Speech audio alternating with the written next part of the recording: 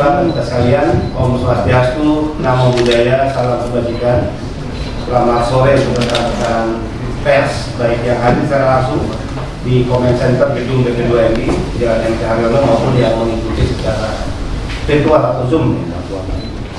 Hari ini saya sebagai Kepala BP2MI akan menyampaikan keterangan pers terkait apa yang terjadi, musibah yang dialami oleh calon pekerja migran kita yang mengalami kecelakaan di perairan atau laut Johor Bahru, Malaysia. Atas masalah tersebut, sebagaimana yang saya sampaikan di konferensi pers sebelumnya, saya langsung membentuk tim 9 orang. Kemudian tim investigasi tersebut kita tugaskan untuk turun ke lapangan untuk melakukan koordinasi dengan pihak-pihak terkait, kemudian melakukan pemulangan jenazah dari para anak-anak bangsa CPMI kita yang mengalami musibah dan meninggal, juga meminta keterangan dari pihak-pihak tertentu dalam hal pengumpulan informasi dalam kaitan investigasi yang dilakukan oleh tim. Tim dipimpin oleh Irjen Polisi Ahmad Kartiko, Deputi Penempatan dan Perlindungan untuk Kawasan Amerika Pasifik, hadir di samping kiri saya. Dan hasil investigasi dari tim inilah yang akan saya sampaikan dalam keterangan pers pada sore hari ini. Dari hasil investigasi yang dilakukan dari tanggal 19 sampai dengan tanggal 24 Desember 2021, didapat kesimpulan antara lain: satu, dari beberapa fakta di atas diduga kuat terdapat kesesuaian kapal yang digunakan oleh pelaku dengan kapal yang berada di Pelabuhan Gentong, Jalan Pasar Baru, Sungai Gentong, Kelurahan Tanjung Uban Selatan, Bintan Utara, yang didukung dengan adanya informasi kapal boot tersebut berangkat dari pelabuhan tersebut. Kapal yang digunakan untuk melakukan pengiriman PMI ilegal juga digunakan untuk melakukan penjemputan PMI ilegal dari Malaysia yang akan pulang tanpa melalui jalur imigrasi. Jadi boot tersebut digunakan selama ini tidak hanya untuk mengantar ke Malaysia para CPMI ilegal, tapi juga menjemput dari Malaysia masuk ke Indonesia secara ilegal untuk tidak melewati jalur imigrasi. Dua, pemilik kapal adalah Susanto ALS atau alias Acing, yang dikuatkan dengan keterangan beberapa sumber yang ada di lokasi Pelabuhan Gentong. Sekali lagi, pemilik kapal adalah Susanto alias Acing, yang dikuatkan dengan keterangan beberapa sumber yang ada di lokasi di Pelabuhan Gentong. Tiga, pengiriman PMI ilegal yang dilakukan oleh Susanto alias Acing dilakukan secara terorganisir dengan menggunakan calon perekrut di daerah asal, petugas handling di Bandara Hang Nadim Batam yang mengurus transportasi dari bandara menuju Punggul hingga Tanjung Uban, pelaku, pembawa, dan penampung hingga naik kapal boot yang membawa PMI sampai pantai Malaysia, pelaku penjemput di pantai Malaysia hingga dikirim kepada agen-agen tenaga kerja di beberapa wilayah Malaysia. Jadi kami meyakini bahwa ini adalah kegiatan yang terorganisir karena ada peran-peran masing-masing pihak, siapa menjalankan tugas apa dan di mana. Tadi saya jelaskan. 4, adanya adanya dugaan keterlibatan oknum TNI dan oknum TNI Angkatan Udara. Tadi TNI AL, adanya dugaan keterlibatan TNI Angkatan Laut, ada dugaan keterlibatan TNI Angkatan AL yang memiliki peran masing-masing dalam membantu kegiatan pengiriman PMI ilegal. Kami tentu menggunakan kata dugaan karena kami akan menyerahkan masalah ini kepada pimpinan dari instansi masing-masing. Saya pastikan saya akan mencoba nanti bertemu dengan Panglima TNI Panglima TNI. 5, dalam pelaksanaan kegiatannya, Susanto alias Acing tidak pernah tersentuh oleh aparat keamanan dan aparat hukum. Berarti kegiatan yang dilakukan oleh Susanto ini adalah kegiatan yang sudah lama sebetulnya yang dilakukan dan diketahui oleh banyak pihak. Kenapa tidak tersentuh oleh aparat keamanan dan aparat hukum? Karena mendapatkan perlindungan, diduga kuat mendapatkan perlindungan atau backing dari oknum-oknum aparat yang ada di daerah. Ya, kami sudah mengetahui persis oknum-oknum tersebut siapa, dari institusi apa. Maka sekali lagi saya katakan, setelah konferensi pers ini sebagai kepala BP2MI, saya akan berusaha untuk bertemu dengan Panglima TNI, Kapolri, dan juga kembali bertemu dengan Menko Polhukam. 6. Telah teridentifikasi bahwa di antara 13 orang korban yang selamat yang saat ini dalam proses hukum oleh pihak imigrasi Malaysia, terdapat 2 orang asal Kepri, Kepulauan Riau, yang diduga kuat merupakan awak kapal atau boot tersebut. Di antara lain atas nama Sofian alias Endut, ya, dan Amirul. Ini yang membawa boot dan ternyata selamat. Ya. Terkait penangkapan tersangka yang dilakukan oleh Mabes Polri atas nama Kepala BP2MI, saya sore ini dalam kesempatan konferensi pers memberikan apresiasi hormat setinggi-tinggi karena Mabes Polri telah menjalankan tugas dan kewenangannya secara sungguh-sungguh untuk membuktikan bahwa negara hadir dan hukum bekerja. Dan inilah sebetulnya yang ditunggu sejak lama oleh publik, ya, termasuk oleh BP2MI. Kegiatan-kegiatan penempatan ilegal, baik melalui jalur darat, ya, udara, lintas batas, bahkan laut, ini adalah kegiatan kejahatan perdagangan orang, ya, penyelundupan manusia, penempatan secara ilegal yang kita semua yakin dari berbagai informasi bahwa ini adalah kegiatan yang sudah berlangsung lama.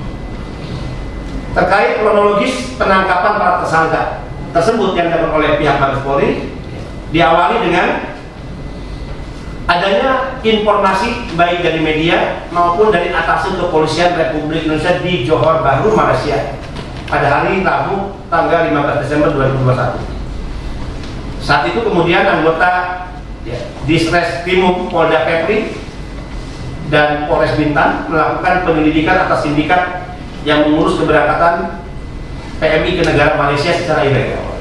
Selanjutnya pada hari Jumat tanggal 24 Desember 2021, anggota Ditreskrimum Polda Kepri berhasil melakukan penangkapan terhadap pengurus tersangka atas nama Juna Iskandar alias Juna bin Jimat di rumah tersangka yang beralamat di Kapling Harapan Jaya Blok D nomor 1 Bengkong, Sada, Batam.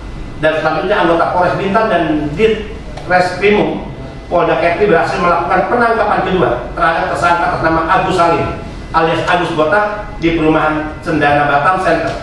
Selanjutnya tersangka dan barang bukti dibawa ke Polda Kepri untuk dilakukan proses penyelidikan dan penyidikan lebih lanjut. Identitas tersangka atau pengurus: 1. Nama Juna Iskandar alias Juna bin Jimat. Tempat tanggal lahir Mataram 15 Maret 1982, umur 39 tahun. Pendidikan SD tidak tamat, alamat Kapling Harapan Jaya Blok D nomor 1 Bengkong, Sadai, Batam. Korban yang diberangkatkan oleh tersangka pertama tadi atas nama Juna Iskandar alias Juna bin Jimat adalah 1. Tukimin Martemeja, meninggal dunia, asal Cilacap. 2. Andi Maulana, meninggal dunia, asal Cilacap. 3. Syekh Mulasela, meninggal dunia, asal NTB. 4. Herman, meninggal dunia, asal NTB. 5. Fahrul Roji, selamat atau hidup, asal NTB. Dan barang bukti yang diamankan dari tersangka atas nama Juna Iskandar alias Juna bin Jimat adalah 1. 5 lembar tiket pesawat Lion Air atas nama 5 korban PMI yang saya sebutkan tadi. 2. 1 unit handphone Xiaomi Poco S3 Pro warna biru. 3. Buku rekening Bank BRI atas nama Juna Iskandar. 4. Sepeda motor, ini digunakan untuk menjemput PMI di Bandara Hang Nadiem, Batam. Kemudian tersangka kedua atas nama Agus Salim alias Agus Botak. Tempat tanggal lahir Jember 17 Agustus 1973, umur 48 tahun, pendidikan SD tidak tamat, alamat Ruli Simpang Raya, Kelurahan Belian, Kecamatan Batam, Kota Batam. Korban yang diberangkatkan oleh tersangka kedua atas nama Agus Salim alias Agus Botak adalah 1. Fatimah meninggal dunia asal Jember. 2. Miss Kuliah meninggal dunia asal Pekanbaru Riau. 3. Maidita Rupati selamat atau hidup asal Pekanbaru Riau. 4. Husnul Khotimah selamat atau hidup asal Jember. 5. Sri Hindari belum ditemukan hingga kita melaksanakan konferensi pers sore ini, asal Jember. Dan barang bukti yang diamankan dari tersangka kedua atas nama Agus Salim alias Agus Botak adalah 1 unit handphone Samsung warna putih, 2 buku rekening Bank BRI atas nama Siti Khutijah, 3 ATM rekening Bank BRI atas nama Siti Khutijah. Modus operandi tersangka, kita akan lihat seperti apa modus operandi tersangka sebagaimana yang kita kumpulkan melalui tim investigasi. Tersangka melakukan penampungan dan pengurusan hingga pemberangkatan ke luar negeri tanpa dilengkapi dokumen resmi dan melalui pelabuhan rakyat atau jalan tikus dengan iming-iming mendapatkan gaji yang besar. Pasal yang dipersangkakan: dugaan tindak pidana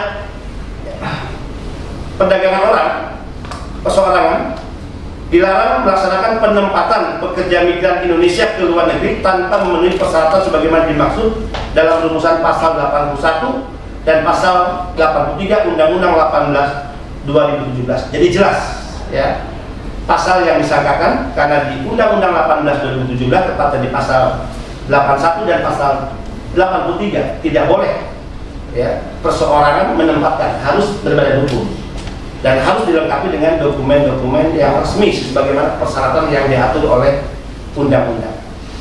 Jika itu dilakukan, ancamannya adalah paling lama 10 tahun dan denda paling banyak 15 miliar. Tentu kita berharap selain memberikan apresiasi kepada aparat penegak hukum, Mabes Polri atas penangkapan kepada 2 tersangka, kita ingin juga memberikan dukungan agar Mabes Polri mampu ya membongkar keseluruhan praktek perdagangan orang, kejahatan perdagangan manusia ini hingga kepada bandar-bandar besar yang lain. Dan mudah-mudahan ini menjadi pintu masuk untuk membongkar kejahatan perdagangan manusia yang selama ini baik melalui pintu laut ya, maupun pintu darat ataupun pintu jalur udara. BP2MI juga ingin memberikan rekomendasi bahwa penanganan pekerja migran Indonesia dalam hal pencegahan penempatan ilegal yang dilakukan oleh para sindikat dan mafia ini memang membutuhkan kerja-kerja bersama, sinergi, kolaborasi, koordinasi aktif ya, tentu dengan aparat penegak hukum selain kementerian lembaga lainnya. Untuk apa? Untuk kita mampu mengungkap dan menangkap sindikasi kejahatan terhadap PMI ini, sehingga nanti dalam kasus yang saya sampaikan tadi, pelaku Susanto alias Acing dan sindikasi ini dapat dihukum dengan berat sesuai dengan perundang-undangan yang ada. Perbuatan para pelaku ini dapat dijerat dengan 1 Undang-Undang Nomor 18 Tahun 2017 tentang Perlindungan PMI Pasal 81, Undang-Undang Nomor 21 Tahun 2007 tentang Perdagangan Manusia atau TPPO di Pasal 2 dan Pasal 4, 3 Undang-Undang Nomor 6 Tahun 2011 tentang Keimigrasian Pasal 114 dan Pasal 120, KUHP Pasal 359, Pasal 360, Pasal 372 dan Pasal 378. 5. Mendorong penggunaan undang-undang pencucian uang untuk menjerat para pelaku.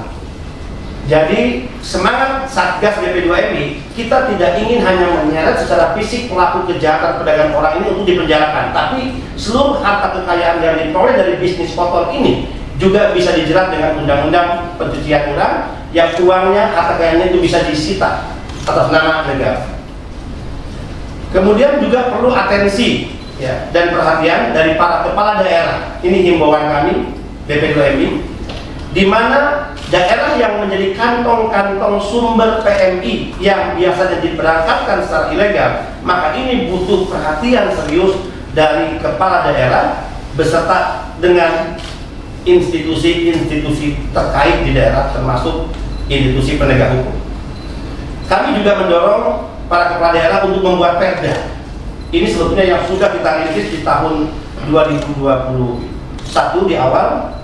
Kita turun ke provinsi-provinsi, sudah 12 provinsi, kita ketemu dengan para gubernur, kemudian juga para bupati wali kota, stakeholder yang ada di daerah, bahwa pelindungan kepada para pekerja migran ini menjadi penting, dan kita mendorong lahirnya ya regulasi baik dalam bentuk perda maupun perbuk, perwali ya, dalam hal pelindungan kepada pekerja migran Indonesia.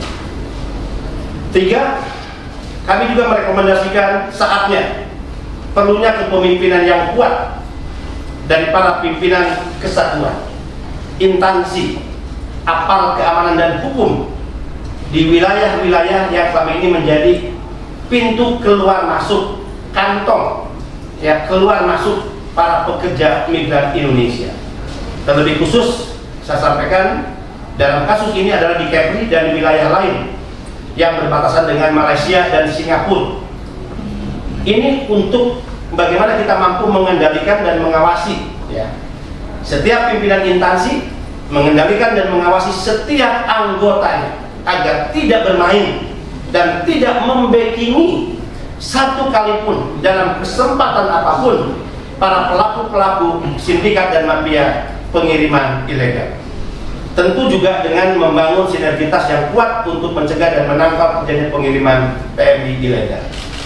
Jadi kami butuh sebetulnya komitmen tegas dari masing-masing pimpinan instansi untuk melakukan pengawasan kepada para anak buahnya di lapangan agar tidak sekali-kali mereka bermain-main dan terlibat dalam membackingi praktek-praktek kejahatan pengiriman PMI secara tidak resmi atau ilegal melalui sindikat dan mafia penempatan ilegal ke negara-negara penempatan. Saudara-saudara sekalian, rekan-rekan pers dan semua pihak yang terundang dalam konferensi pers sore hari ini, demikian yang bisa kami sampaikan. Terima kasih. Wassalamualaikum warahmatullahi wabarakatuh.